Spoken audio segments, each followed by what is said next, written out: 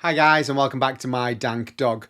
This episode marks my 1-year anniversary. I started posting to the channel with commitment on January 24th, 2024. So it's been 12 months, and I really appreciate all of your likes, all of your comments, all of your feedback, and all of your support. And in appreciation of that, I'm going to be doing a really cool giveaway.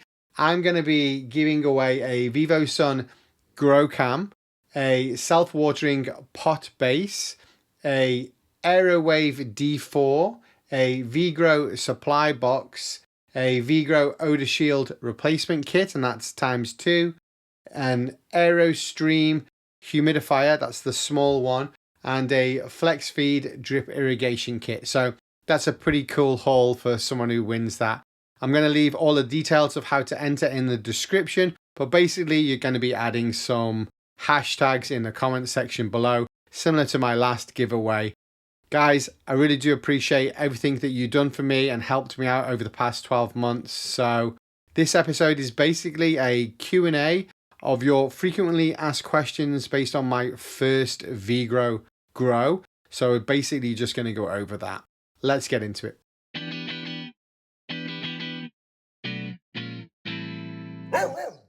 I just want to start with a big shout out to Vivosun for sponsoring the channel. And if you guys are already in the market for a VGrow, you can save 20% at vivosun.com and amazon.com with my promo code MDDVGrow, and that's valid until February the 28th, 2025.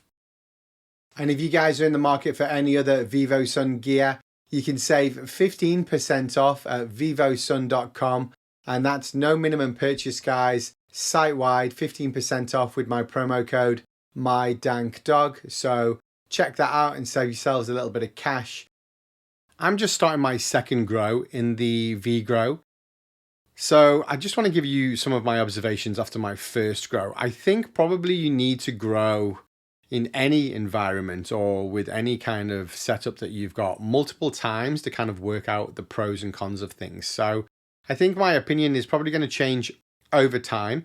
My first grow was a auto flower and it was really successful. It was 10.19 ounces, so just under 10.2 ounces, which is pretty good for any grow. I think that almost matches my largest grow, which was a photo period that took about 20 weeks, and so the VGrow was about 12 weeks, I think. So it's actually, you know, it's a very successful grow. So you should check that video out. It's pretty good. But I did notice a few things. Some of them were based on me and what I was trying to do, and other things are based on me just working out how to work with the equipment. So I'm just going to go over a few of those thoughts. A lot of you have asked the same questions, like frequently asked questions, so I'm basically going to try and answer those in my opinion as well. Now, I am sponsored by Vivosun. They do send me their equipment, but they don't tell me to say anything. It's basically, hey, you're going to be growing anyway. Can you grow with our equipment and show how it works, whether it's successful or not, and basically give your opinions. So here's my first opinion on the VGrow after my first grow, and I'm going to give you another opinion when I go on to my second grow and third grow and fourth grow, because I know already I'm going to do multiple grows in the VGrow. So my first opinion is not actually of the VGrow, it's of the Grow Pilot that comes along with the VGrow and the Grow Hub system, this is actually a 2x4 Grow Tent Pro kit from Vivosun, and it has a Grow Hub and a Smart Grow system up here as well. So you can attach all VGrow systems to this Grow Hub and the Grow Pilot, and I think that's really fantastic little kind of thing that I wasn't aware of, and I wish I knew when I first started growing, because it's kind of like it's like a guidance. If you don't need it and you're an experienced grower, it's fine because you can adjust it and do your own recipes. But if you're a beginner, it has kind of like a step-by-step set of videos which are, you know, just laying out the basic principles of how you start a grow, how you take that grow into, you know, some LST, some lollipopping, and basically good practice. So I think one of the first things I want to say is the Grow Pilot with Vivosun is great for beginners, basically, and it's a really good automated thing. One of the things you can do in that as well is you can sync up your tents, so you can have the same recipe growing across multiple tents, or you can have different tents set up for different grows, different stages of grows and stuff like that as well. So I think that grow pilot aspect was really kind of like good addition, and we haven't even got into the VGrow aspect of it as well. So I really did enjoy that. Now, when I go back into my second grow, I'm going to mix things up a little bit. I'm going to do things based more on my experience rather than kind of following that grow pilot. And that's pretty much what I did on the first grow. Towards the later half of it, I actually started quite true to the grow pilot up front just to see where it was going. And then I had to start adjusting as I was listening to the plant, looking at the plant and seeing some of the problems that plants give you. Every single plant is different, so you're going to have a different set of problems with every plant. So if you have experience, you can adjust. If you don't have experience, the guidance of the grow pilot is kind of like a really cool idea. So the other thing is the basic kind of idea and premise of the VGrow is that it's an all-in-one kind of, one-stop shop. And I think that's a really good idea. A lot of you have commented about the kind of the size and the price and what you get for it. But basically, as soon as I received the VGrow, and it came in this kind of kit that had everything from the lighting, the air circulation, the nutrients, the tools, pots, the cocoa, everything that I needed bar the water and my bean to start a grow. Now, when I started growing, my first attempt was with gifts. I was given some beans, some photoperiod beans, and I tried to grow them on my balcony, and they went into veg. They went to kind of like about 1.5 feet tall, and then they died. I failed miserably. So I took a step back, and then when I started again, I looked into auto flowers and I bought myself a 2x2 tent. So it was 2x2 by 5 foot high. And I bought myself some blurple lights with a fan on them. But I didn't have any kind of carbon filter or extraction. And I had a fan in there and I just used to open the front of the tent and I had successful grows. You can actually go back to the beginning of my channel and look that I had a really basic setup and I had successful grows. So if I was to compare the size of a VGrow to how I started with the size I started, it's comparable. The difference I would say with the VGrow is it comes with everything you need and everything is kind of like compactly spaced within the hood. When I had my other grow and I started to add on different lights and, the carbon filter and extraction fan, it basically takes up a lot of space at the top of the tent. So I know you can actually set that up outside of the tent, but I think that's one of the main things you need to kind of consider and think of. When you get the VGrow, it's all contained within the top hood. If you're getting a smaller tent, like a 2x2, which is a comparable size to the VGrow, you either have to set up a lot of it outside the tent or take up the space within the tent. So I would actually say if you're trying to compare the two, if you have everything inside the tent, you lose space. In a kind of traditional tent within the VGrow, you actually have more space because it's all contained. So that's something for you to consider and to look into. With regards to kind of the looks and the build of the VGrow, I mean, I was genuinely blown away. It's not kind of like a fabric mylar tent. It's set up like a faux leather and it has a really fine zip and a magnetic connection observation window, which has like clear plastic that you can look into. So I thought that was really good. The build of it is very solid. It's like really well designed. Some of the neat features that I thought about inside was just how there's a magnetic connection to things in there for your accessories and the trellis net and stuff. So I'm not a fan of trellis nets because I like to take my plants out and take photographs and have a look around them 360 kind of degrees. And so one of the things that I noticed as I was growing in the VGrow was that I could actually take my plant out with the trellis net still attached where I lollipopped and just undo the magnets, take it out, spin it around, give it a good defoliation, check it, have a good look, and then put it back in and just magnetically attach the trellis nets again. Can't really do that on, larger grows. It kind of puts the plant in a situation for a longer period of time. So for me, that's just a preference. I like to take plants out, take photographs and move it around. So that's one thing that I did notice straight away.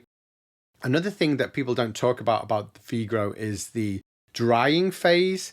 And when I discovered that, obviously at the end of the grow, and I went through the drying phase, I was, wow, this is awesome. And I actually tried the VGrow again before starting up my second grow on another dry. So I've dried something else out there and did a bit of an experiment. And that's a feature that I've noticed a lot of people don't talk about. But generally, overall, there's a few questions that you guys have asked like repeatedly. So it's a frequently asked set of questions.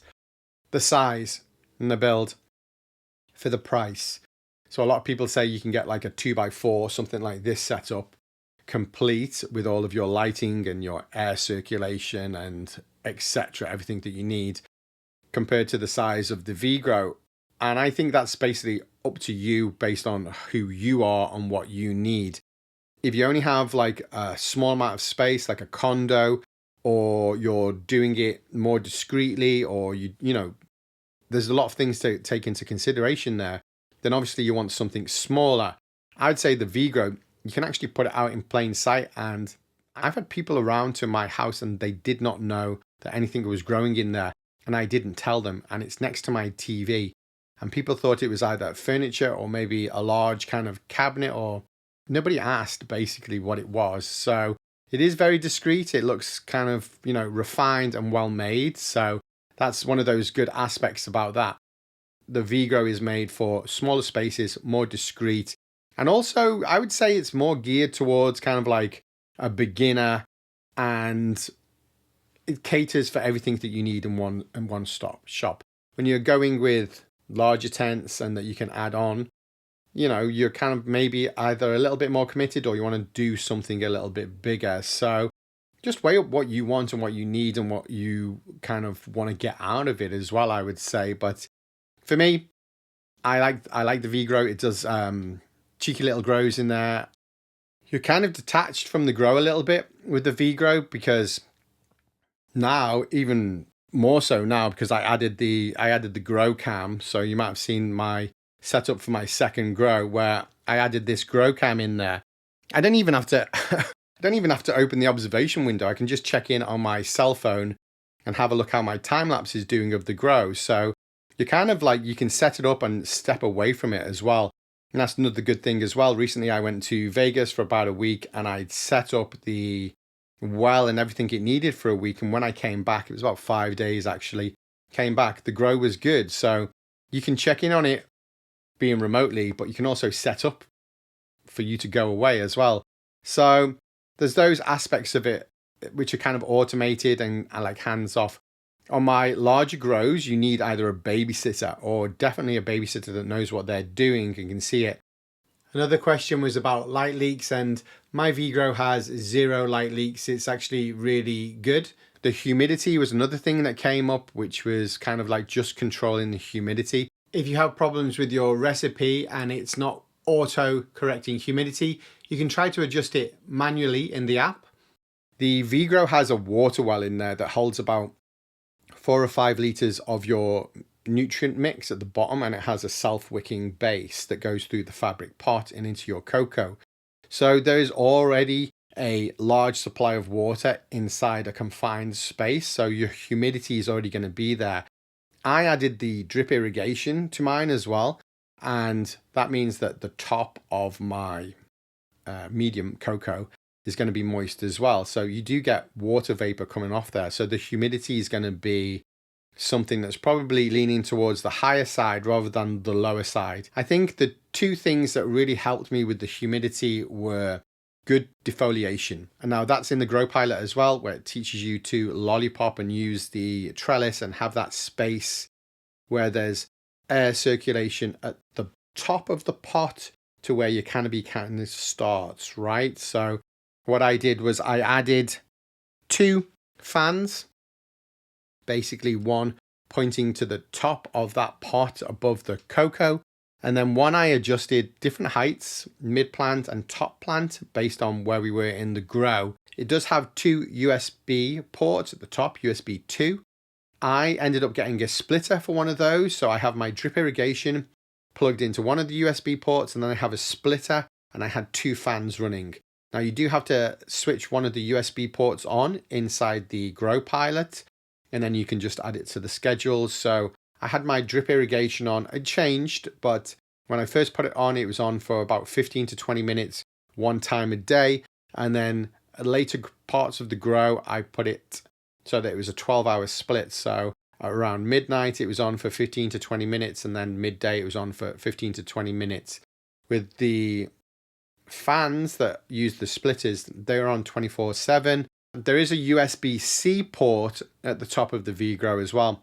When I met the Vivosun team in Vegas at the MJ BizCon, I asked them about that, and they said that the port has a specific voltage, and it's going to have a specific usage for Vivosun accessories in the future. If you're experiencing low humidity, there is an AeroStream MIDI humidifier that you can add to the VGrow.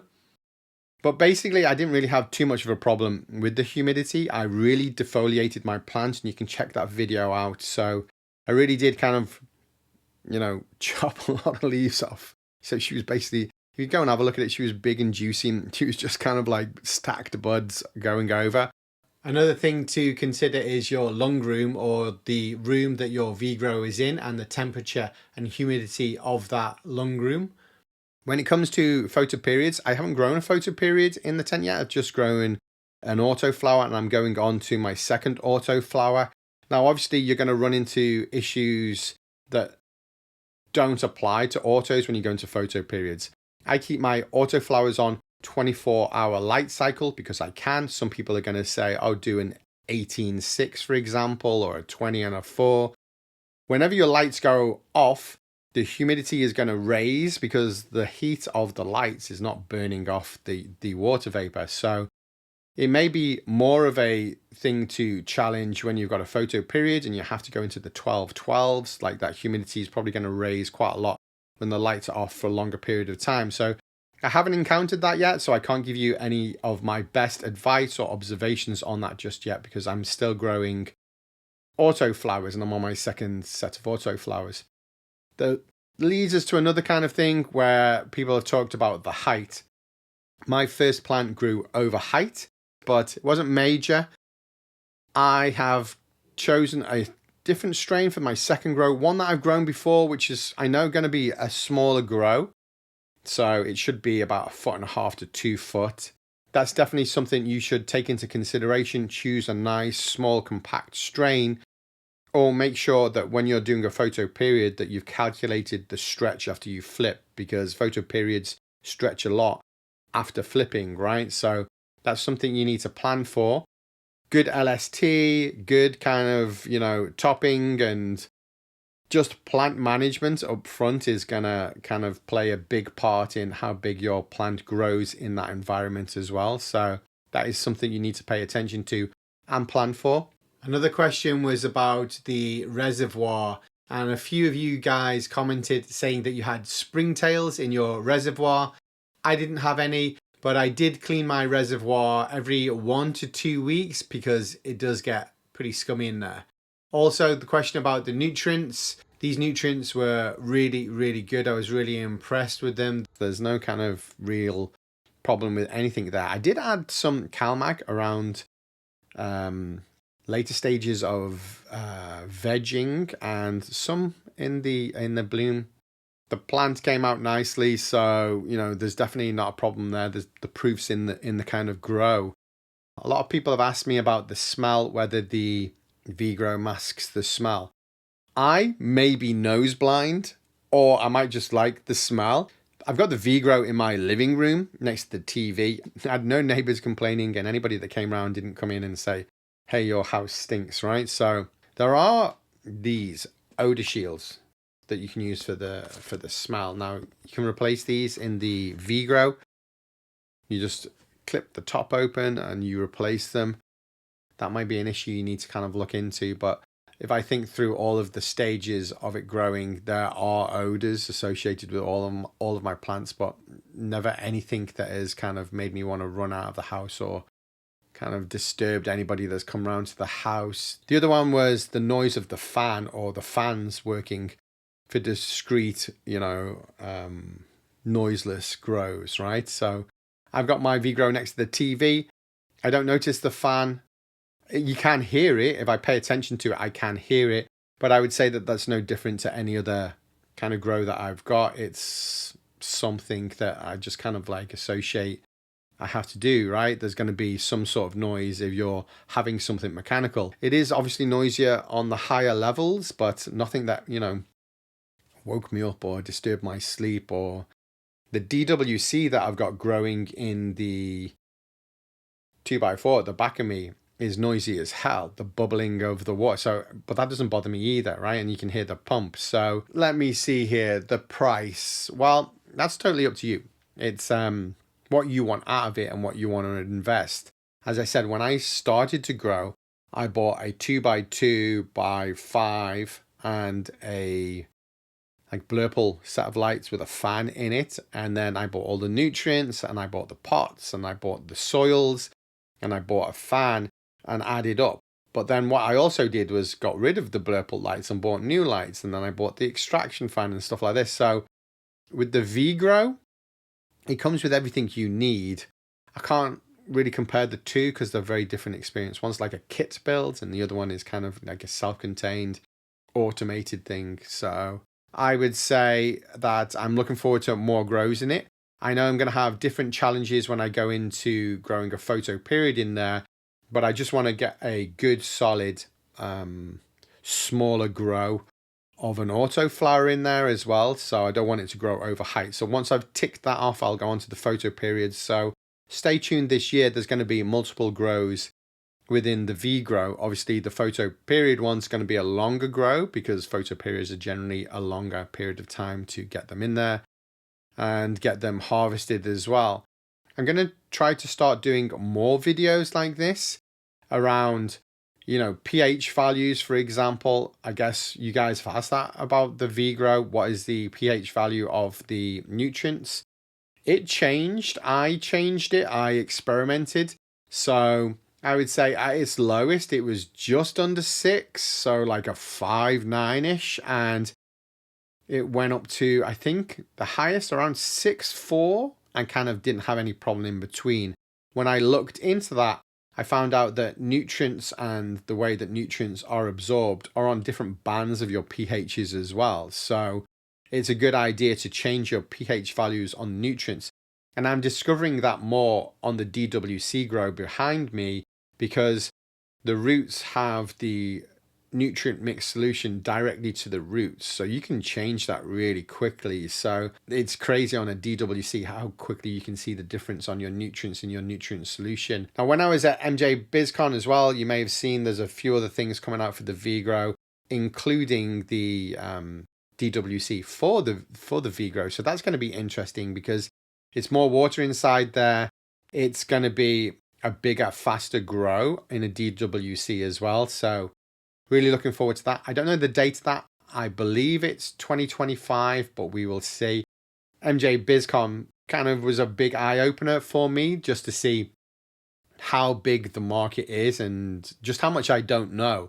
I'm a home grower and I'm a beginner, realistically. I started growing, about a year or so ago. So I'm still learning a ton. And I would say that growing is endless because you're dealing with something that's living and it's unpredictable, right? And so anything that I say or any advice that I could give you is the same way that I take advice from you guys. I ask for a lot of it and then see what works for me. So I would say the same for you guys as well.